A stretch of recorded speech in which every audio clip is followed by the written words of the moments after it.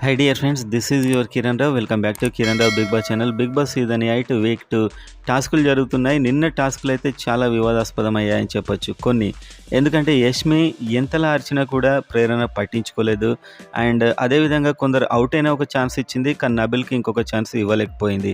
So మొత్తానికైతే యష్మి ఒక క్లాన్కి హెడ్గా అలా బిహేవ్ చేయడం నాకు ఆశ్చర్యం కలిగించింది. నిజంగా నాకైతే నచ్చలేదు కొన్ని సందర్భాల్లో. అండ్ యష్మి సోనియా ఇది డెడ్లీ కాంబినేషన్ అయిపోయిందని చెప్పొచ్చు నిన్న. అండ్ ఓటింగ్లో ఈసారి చాలా షాకింగ్ ఉండబోతుంది, ఎలిమినేషన్ కూడా. అండ్ త్వరలో వైల్డ్ కార్డ్ ఎంట్రీస్ కూడా రాబోతున్నాయి. ఇప్పుడు ఒక రిపోర్ట్ చూస్తూ మాట్లాడదాం. వీడియోని లైక్ చేసి మీకు ఎవరు నచ్చుతున్నారు అనేది అయితే జెన్యున్గా కామెంట్ చేయండి. చూద్దాం ఇన్ని కామెంట్స్లో ఎవరిది ఎక్కువగా వస్తుందో. అండ్ అనఫిషియల్ పోల్స్లో చూస్తే యాజ్ యూజువల్ ఈ వీక్ ఫస్ట్ ఉండేది నిఖిల్, సెకండ్ ఉండేది విష్ణుప్రియ. వీళ్ళకి ఆల్రెడీ ఎగ్జిస్టింగ్ ఫ్యాన్ బేస్ ఉంది కాబట్టి. అండ్ నిఖిల్ అయితే ఏ క్లాన్లో ఉన్నాడో అర్థం కావట్లేదు. టాస్క్ బాగానే ఆడుతున్నాడు, కానీ క్లాన్ అయితే స్పష్టత లేకుండా ఉంది తంది. అండ్ విష్ణుప్రియ కూడా కావాల్సినంత పోరాడట్లేదని నాకు ఇప్పటికి కూడా అనిపిస్తుంది ఆర్గ్యుమెంట్లో. సో తను ఆర్గ్యూ చేయాల్సింది ఇంకా చాలా సందర్భాల్లో. అండ్ నెక్స్ట్ మణికంఠ తన రేంజ్కి అయితే చాలా ఎక్సలెంట్ ఆడుతున్నాడు.